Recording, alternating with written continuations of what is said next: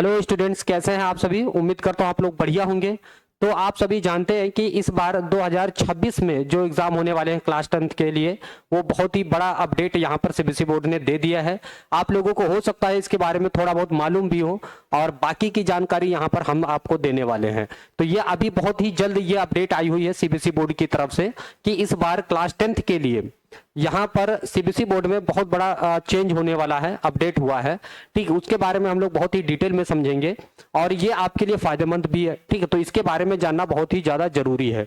ये स्कूल और स्टूडेंट्स दोनों के लिए है, ठीक है, और पेरेंट्स के लिए भी, क्योंकि जब तक आपके पेरेंट्स को नहीं पता होगा तो आपको वो कैसे इन्फॉर्म कर पाएंगे। ठीक है, तो आप सभी के लिए ये जो अपडेट है, जो सीबीएसई बोर्ड में स्कूल में बच्चे पढ़ रहे हैं उन सभी के लिए बहुत बड़ा अपडेट है। इसको बहुत ही ध्यान से सुनिएगा। और इसके लिए हम लोग चलेंगे सीबीएसई बोर्ड की ऑफिशियल वेबसाइट पे और वहां पर एक एक न्यूज को बहुत ही डिटेल में समझेंगे। ठीक है, कि क्या सीबीएसई बोर्ड ने इस बार चेंजेस किए हैं। तो चलिए देखते हैं। आप लोग वीडियो को स्किप ना करें और इस वीडियो को पूरा देखें ताकि आप लोग इसको बाखूबी समझ सकें। तो सबसे पहले हम लोगों को क्या करना है, क्रोम पर ओपन करके सीबीएसई बोर्ड की ऑफिशियल वेबसाइट पे चलना है।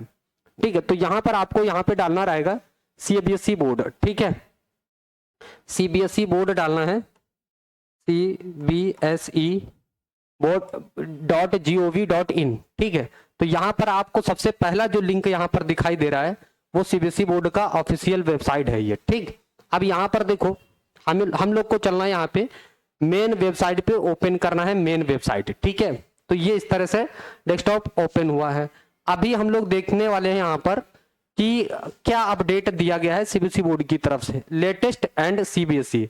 तो यहाँ पर क्या सीबीएसई बोर्ड ने किया है, nomination of students of participant CBSE podcast and social media, ये तो नहीं है। Public notice for central sector scheme of scholarship and, ये भी नहीं है। Counselling hub and spoke school model, ये भी नहीं है। और strict adherence date for direct admission and changes of subject for class 10th and 12th 2025। तो यहाँ पर हम लोग देखते हैं इसको क्लिक करके। ठीक है, तो वेबसाइट ओपन होने का इंतजार करेंगे। बिग अपडेट चेंजेस यहाँ पे नहीं है, यहाँ पे नहीं है। थोड़ा सा हम लोग डिटेल वाली स्ट्रीम देखते हैं, एक सेकेंड। हाँ, इसको थोड़ा सा बैक करते हैं।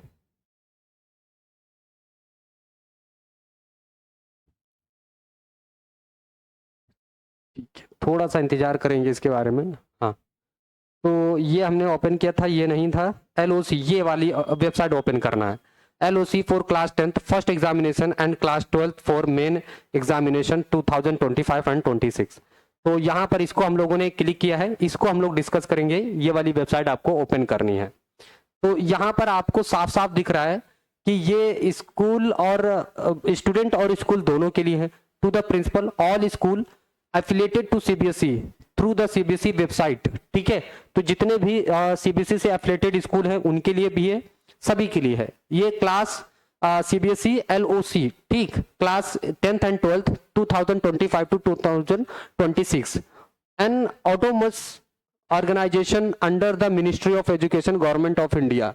ये डेट अपडेट कब आया है, 27/8/2025 को ये अपडेट आया हुआ है। ठीक है, तो यहां पर उसने पहले ही बोल दिया है, this is an extremely important communication for all schools sponsoring candidates for of class 10th and 12th।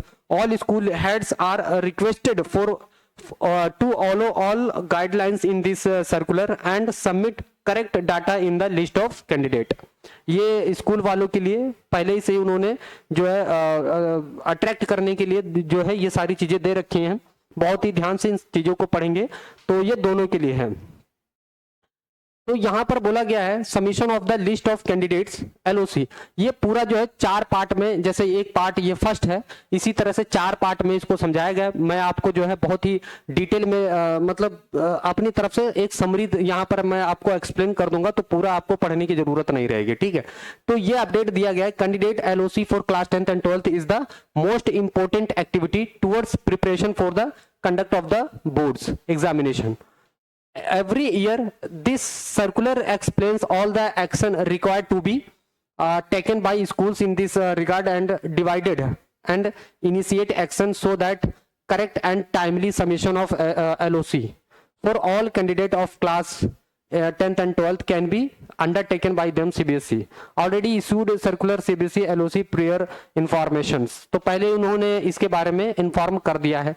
पहले इन्होंने क्या कहा है, फर्स्ट टाइम में पार्ट फर्स्ट में अगर हम बात करें, कह रहा है this year CBSE has introduced the two board examination policy for grade class 10th which has been put in the public domain wide circular CBSE two board examination class 10th के लिए। तो इस बार जो 2026 में अभी तक की आप लोगों का CBSE बोर्ड वालों का सिर्फ एक एग्जाम होता था जो कि फरवरी से स्टार्ट होता था और मार्च तक चलता था, ठीक है, 4-5 मार्च तक इसके खत्म हो जाते थे, 10-12 मार्च तक। अब ऐसा नहीं होगा, अब CBSE बोर्ड के 2 एग्जाम होंगे, ठीक है, जो क्लास 10th के स्टूडेंट हैं उनके लिए सिर्फ 2 एग्जाम होंगे, ठीक है। और जो इसके लिए कंपार्टमेंट वगैरह चलता था, अब वो कंपार्टमेंट नहीं रहेगा, सिर्फ CBSE बोर्ड के क्लास 10th के 2 एग्जाम होंगे, 2 बार, ठीक है, 2 बार एग्जाम होंगे। तो वही यहां पर बोला गया है, and ensure that LOC for all candidate appearing in class 10th is submitted accordingly। It is once again reiterated that the main examinations to be held in mid-February for class 10th is mandatory for all students. मतलब जो पहला exam होगा इसका class 10th का CBSE board का, वो फरवरी में होगा। कब होगा? फरवरी में। कहां गया ये? फरवरी में होगा। और इसमें सभी स्टूडेंट्स को इनरोल करना बहुत ज्यादा जरूरी है, मैंडेटरी उसने बोला है। जितने भी CBSE बोर्ड क्लास 10th के स्टूडेंट होंगे पहले वाले एग्जामिनेशन में, यानी फरवरी में जो एग्जाम होगा उसमें सभी स्टूडेंट्स को पार्टिसिपेट करना रहेगा, सबको एग्जाम देना है। And for all students of class 10th hence the LOC should be filled for all candidates। फिर आगे देखो यहां पर क्या दिया गया है, CBSE had decided to link the APAR ID of candidate for both class 10th and 12th LOC data। यहां पर APAR ID के बारे में आप लोगों ने पहले भी सुन रखा होगा, और जिन्होंने नहीं सुना है तो कोई बात नहीं, ठीक है। तो APAR ID यहां पर आप सभी को बनानी पड़ेगी। ये APAR ID बेसिकली होता क्या है, तो APAR ID जिसमें आपका जितना भी पढ़ने लिखने का है, ठीक, पढ़ाई लिखाई से रिलेटेड, वो सारी इंफॉर्मेशन इस APAR ID पे रहेंगे, ठीक है। मतलब आपका जितना स्कूलिंग एजुकेशन से रिलेटेड है सारा यहाँ पर डाटा आपका रखा जाएगा, जिसको हम लोग APAR ID बोलते हैं, ठीक है। तो इसके लिए क्या करना होगा बेसिकली, तो देखो इसके लिए क्या करना होगा, APAR इन इंडियन स्कूल्स, ये इंडियन स्कूल्स के लिए रहेगा, जितने भी भारतीय हैं स्टूडेंट्स और जितने भारत में पढ़ रहे हैं स्कूलों में, ठीक, उन्हीं के लिए है। CBSE had earlier wide circular number CBSE IT and projects APAR ID 2025 dated 24/1/2025, मतलब ये जो है उसमें 24 जनवरी से लागू किया गया था। Already communicated to school regarding implementations of APAR ID as the primary identifier, ठीक है। तो ये आइडेंटिफिकेशन के लिए स्टूडेंट्स की जितनी भी क्वालिफिकेशन है वो सब APAR ID पे रहेगी, ठीक है। इससे स्कूल कॉलेजेस को ज्यादा दिक्कत नहीं होगी आपकी जानकारी लेने में, ठीक है। तो ये APAR ID ये स्कूल वालों की तरफ से रहेगा, ठीक है, या फिर आप अपनी तरफ से भी बना सकते हो। तो school situated abroad are exempted, ठीक, from APAR because of various administrative reasons and laws in this countries. This year there are 2 schedules for submission of LOC based on mode of payment of fee. Please see both the schedule and annexure first and second to avoid problem of last date। तो यहाँ पर जो registration करने की last date है उसके बारे में बताया गया है और फीस के बारे में बताया गया है। पार्ट 2 में क्या कहा गया है, preparatory action to be taken by schools, ये स्कूल के लिए इंस्ट्रक्शंस हैं। उनके लिए क्या बताया गया है, school should be ready with the following information of candidate whose data will be filled in the LOC। ये स्कूल वालों के लिए दिया गया है कि candidates personal details like correct candidates name, father name, mother name, guardians name and DOB। मतलब जो स्टूडेंट्स अपना फॉर्म भरेंगे क्लास 10th के लिए, ये स्कूल वालों की तरफ से भरा जाएगा, हालांकि आप लोगों की तरफ से नहीं रहेगा। तो यहाँ पर कुछ वार्निंग्स दी गई हैं कि ये सारी चीजें एकदम क्लियर होनी चाहिए, इसमें कोई भी गड़बड़ी नहीं होनी चाहिए। बात समझ में क्या क्या है, जैसे जो स्टूडेंट्स होगा, जो कैंडिडेट होगा, उसका नाम सही स्पेलिंग्स में होना चाहिए, सही होना चाहिए, उसके फादर का नेम सही होना चाहिए, स्पेलिंग सही होनी चाहिए, उसके मदर का नाम और यानी गार्जियंस नेम और डीओबी, उसकी डीओबी डेट ऑफ बर्थ भी एकदम करेक्ट होनी चाहिए। ठीक है, जो भी कैंडिडेट्स का फॉर्म फिल किया जाएगा। तो ये आप लोगों की भी रिस्पॉन्सिबिलिटी है, थोड़ा इसको चेक कर लीजिएगा, नहीं तो गलत होगा तो आगे चल करके आपका समय और पैसा दोनों बर्बाद होने वाला है। ठीक है, मान लो स्कूल वाले तो कुछ भी भर देंगे, लेकिन आपको भी ध्यान देना रहेगा इसके लिए, हालांकि ये स्कूल वालों का हेडक है। अपार ID for school situated in India, जितने भी स्कूल वाले हैं सभी आपका एक अपार आईडी बनाएंगे। अगर मान लीजिए उनसे नहीं हो पाता तो एक बार आप लोग भी खुद से भी ट्राई करिए और इसको फिल करके उन्हें दीजिए। ठीक है, उन्हें बताना रहेगा। Correct subject code and subject combination as per scheme of studies should be doubly checked by the schools.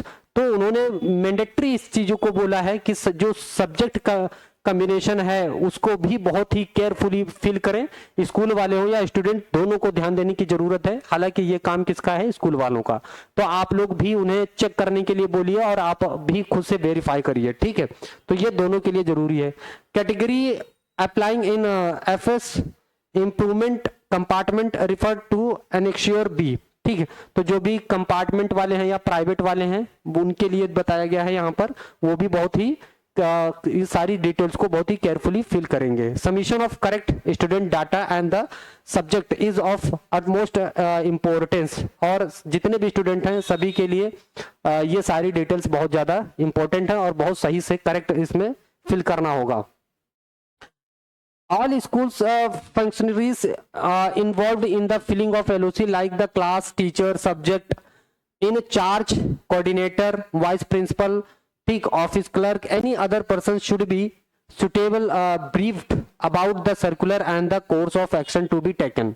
तो ये स्कूल वालों के लिए दिया गया है। The importance of submission of the correct data in LOC, ये सही से डाटा जो है फिल करना होगा। The importance submission of correct subject names and code in the LOC, मतलब आपको जो स्कूल वाले हैं उनके लिए है कि करेक्ट सब्जेक्ट भरेंगे, उसका नाम भरेंगे और उसका कोड सही होना चाहिए। The role and responsibility of the student and their parents in the submission of correct data and correct subject in the LOC, मतलब ये दोनों की रिस्पॉन्सिबिलिटी बताई गई है कि स्टूडेंट्स की भी है और उनके पेरेंट्स को भी है। ये सारा डाटा एकदम क्लियर और सही होना चाहिए। Consequences of wrong submission of data in LOC, ठीक है, तो क्या बोला गया है? गलत नहीं होना चाहिए इसके बारे में कुछ भी। Only those students shall be allowed to appear for class 10th and 12th boards examination in session 2025 to 26 whose name will be submitted through the online process of submission of LOC as explained in this circular। यानी केवल वही students जो है यहाँ पर appear हो सकते हैं क्लास 10th और 12th के एग्जामिनेशन में जब उनका सारी चीजें नेम सब कुछ सबमिट होगा और एकदम करेक्ट होना होगा। ठीक है, all schools need to complete the registration process before proceeding with online submission. तो जितने भी स्कूल्स हैं उन सभी को जरूरत है कि टाइम पर सबका रजिस्ट्रेशन कर दें। Schools will use the affiliation number as user ID already available to them. जो स्कूल वालों को यूजर आईडी और ये सारी चीजें दी गई हैं उसी के थ्रू करेंगे। ठीक है, तो ये वाला स्कूल वालों की तरफ से हो गया। ओके, हम यहाँ पर बोल रहे हैं the extending several exceptions consequences to candidate with the disabilities defined in the right of persons with disability act 2016। in this context the schools may refer the communications available। ठीक है, तो ये डिसेबिलिटीज स्टूडेंट्स के लिए यहाँ पर information दी गई है। ठीक है, अब आगे हम लोग देखते हैं पार्ट 2 पे। देखो पार्ट 3 है eligibility criteria for candidate for class LOC 2025। मतलब ये एलिजिबिलिटी बताई गई है, क्राइटेरिया क्या क्या होंगे जो कैंडिडेट्स होंगे। Candidate sponsored are their own regular and bona fide students only, ये केवल उन्हीं के लिए है। No bona fide students name is left unsponsored, ये उसके लिए दिया गया है, तो उतना ज्यादा जरूरी नहीं है इसमें। ठीक है, अच्छा, इसके बाद हम लोग आते हैं यहाँ पे आपका फीस क्या है, सारी चीजें यहाँ पर आपको बताना है। यहाँ पर आइए आपकी फीस वगैरह देख लेते हैं, पार्ट 4 में आपको दिया गया है यहाँ पर। स्कूल्स रिस्पॉन्सिबिलिटी, हाँ ये स्कूल्स वालों के लिए दिया गया है। Number of students sponsored by the school should be in proportion to the number of teachers appointed in the school, ये स्कूल वालों के लिए है। तो खैर हम लोग यहाँ पर थोड़ा सा फीस वगैरह इसका डिस्कस करेंगे कि इसका फीस हमें क्या क्या दिया गया है। ये स्कूल वालों को प्रिकॉशंस दी गई हैं कि स्कूल वालों की कौन कौन सी फिलिंग करते समय जो है प्रिकॉशंस रखनी है। Spelling of the name of the students, mother father guardians is correct and as per admission withdrawal register maintained by the school. तो ये सारी स्कूल वालों के लिए इंफॉर्मेशन दी गई है कि जो भी कैंडिडेट है उसका डेट ऑफ बर्थ, नाम, फादर नेम, मदर नेम, सारी चीजें स्पेलिंग्स वगैरह करेक्ट होनी चाहिए, डेट ऑफ बर्थ एकदम करेक्ट होना चाहिए, सब्जेक्ट जो कॉम्बिनेशन है सब्जेक्ट का कोड है वो एकदम सही होना चाहिए। ठीक है, तो ये स्टूडेंट्स के लिए दिया गया, स्कूल वालों के लिए दिया गया है। जैसे क्लास 10th में अगर हम बात करते हैं, जैसे हिंदी है उसका कोड दिया गया है, ठीक है, उर्दू है उसका कोड दिया गया है, मैथमेटिक्स स्टैंडर्ड है, मैथमेटिक्स बेस है उसके कोड दिए गए हैं, क्लास 12th के लिए है, सारे सब्जेक्ट यहाँ पर और उनके कोड से अवेलेबल है। तो ये आला इसकी स्कूल वालों के लिए है। अब हम लोग देखते हैं यहाँ पर इसकी फीस वगैरह के बारे में क्या चीज है। ठीक है, तो ये यहाँ पर तो लिस्ट ऑफ सब्जेक्ट्स के बारे में बताया गया है। तो यहाँ पर दिया गया schedule for all modes of payment of fees, fees के लिए भी दिया गया है एक्सेप्ट चालान, सी पेज नंबर 14 में दिया गया है। तो जैसे जो इंडिया है, नेपाल है, अदर कंट्रीज के लिए भी दिया गया है, जैसे क्लास 10th एंड 12th के लिए है, ठीक, इंडिया में तो 1600 रुपए पर कैंडिडेट फॉर 5 सब्जेक्ट, 5 सब्जेक्ट के लिए 1600 रुपए फीस है। ठीक है, और जो क्लास 12th है नेपाल में, क्लास 10th और 12th में नेपाल के लिए है ये 5500 रुपए पर कैंडिडेट है फॉर 5 सब्जेक्ट। अदर कंट्रीज के लिए ये 11,000 रुपए है पर कैंडिडेट फॉर 5 सब्जेक्ट। ठीक है, अगर हम बात करें नॉर्मल फीस की, ये बात है 320 रुपए पर subject for candidate for additional subject. अगर आप एडिशनल सब्जेक्ट लेते हो 5 के अलावा तो आपको 320 रुपए देना पड़ेगा एक सब्जेक्ट का। यहाँ पर जो नेपाल वाले स्टूडेंट्स हैं इनको 1100 रुपए देना होगा पर कैंडिडेट का, और यहाँ पर 2200 रुपए, जो अदर कंट्रीज हैं उनको 2200 रुपए देना पड़ेगा, ठीक है, फॉर पर सब्जेक्ट के लिए। ठीक है, जो इंडिया के बाहर वाले स्टूडेंट हैं। लेट फीस, अगर यहाँ पर क्या हो जाता है, आपसे लेट हो जाता है रजिस्ट्रेशन तो 2000 रुपए पर कैंडिडेट आपको एडिशन नॉर्मल फीस के अलावा देना पड़ेगा। ये अगर स्कूल वालों से मान लो, हालांकि स्कूल वाले तो कर ही देते हैं, अगर स्कूल वाले इसमें डिले कर देते हैं तो स्कूल वाले फीस देंगे, और स्कूल वाले क्यों देंगे, वो तो आपसे वसूलेंगे, तो 2000 रुपए आपसे फालतू में लेंगे। ठीक है, तो इसको जो है ध्यान में दीजिएगा। प्रैक्टिकल फीस कितनी है, क्लास 12th के लिए 160 रुपए पर प्रैक्टिकल सब्जेक्ट पर candidate for school in India. ठीक, 175 रुपए प्रैक्टिकल सब्जेक्ट पर कैंडिडेट फॉर स्कूल इन नेपाल, 175 रुपए, 375 रुपए अदर कंट्रीज वालों के लिए है। ठीक है, और माइग्रेशन सर्टिफिकेट के लिए कह रहा है कि hard copy of the migration certificate as a compulsory practice as per the need students can apply online after the result declaration. जब रिजल्ट डिक्लेराइजेशन हो जाएगा उसके बाद जो है आप लोग क्या कर सकते हो, हार्ड कॉपी के लिए अप्लाई कर दोगे तो आपका हार्ड कॉपी आ जाएगा, उसके लिए कुछ थोड़ा बहुत चार्ज वगैरह शायद रहे।